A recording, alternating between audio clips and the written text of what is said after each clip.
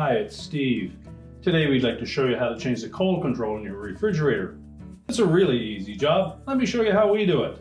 Now before we begin this repair, the first thing we'll need to do is to disconnect power to the refrigerator. So either pull it far enough forward that you can unplug it, or locate the electrical panel, turn off the appropriate breaker, or remove the appropriate fuse. And once we've done that, we'll open the fresh food door up, and we should remove the upper shelf and any items that are on it.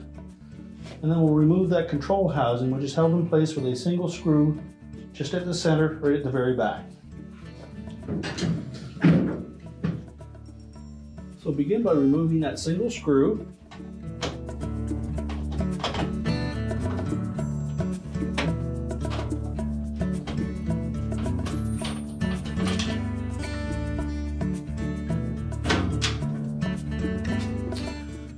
And then we'll push that whole control housing towards the back of the refrigerator, and then we'll dislodge this port that's fitted into a keyhole slot. We need to pull that towards the back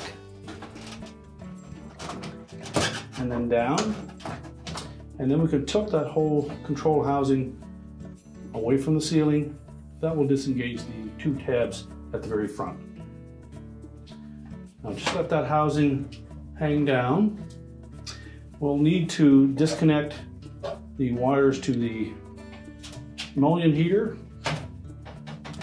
the harness connector to the defrost timer, as well as the wire terminals to the actual control and the ground wire. Now you may need a pair of needle nose pliers or a flat blade screwdriver to help in pulling off those wires. Just make sure that you take note of where all of them are located.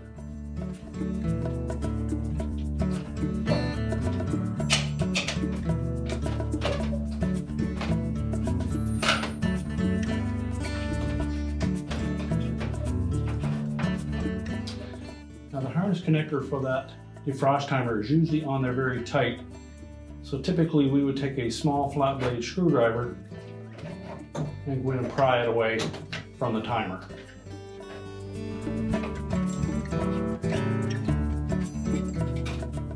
And remove the wires from the control.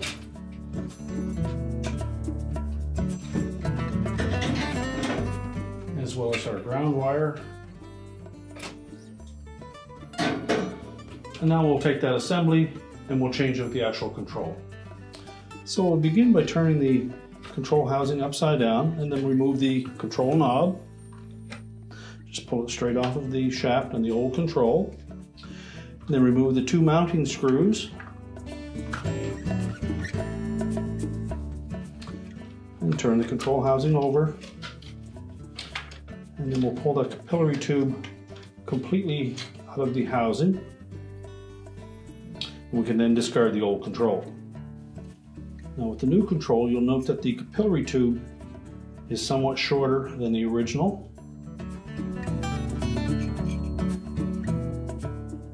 So we're just going to carefully unwind that capillary tube.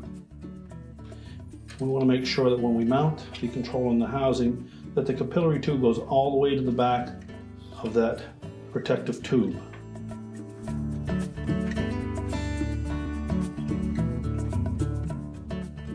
We need to avoid any sharp bends or kinks in that capillary tube.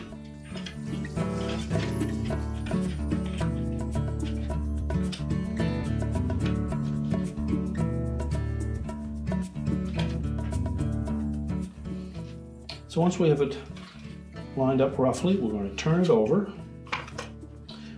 We'll line up the screw holes and reinstall those mounting screws.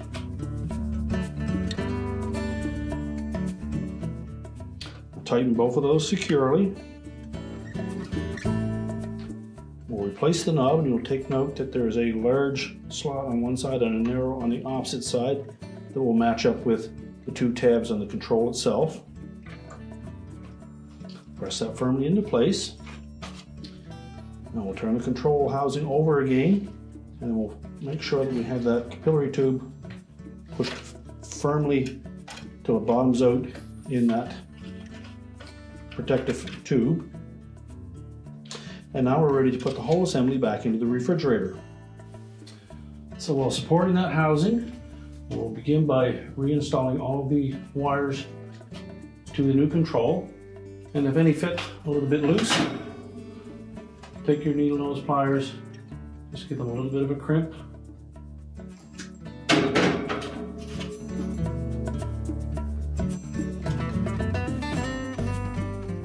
Make sure they all fit nice and snug.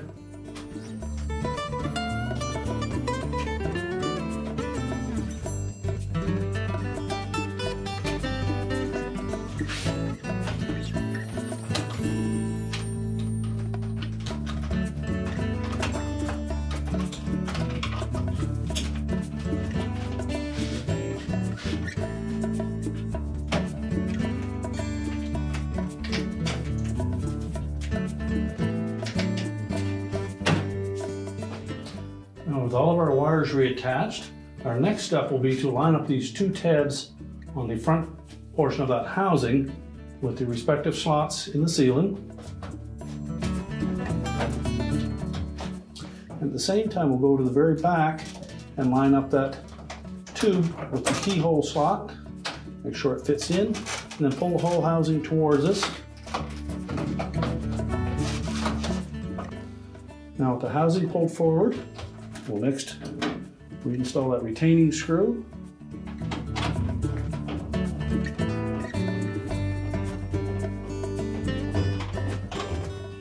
Tighten that securely. And now we can put the shelving back into the refrigerator. So we'll put our shelf back in place. We'll reconnect the power. Remember to turn the control to the normal setting. We can close the refrigerator up, and your repair is complete.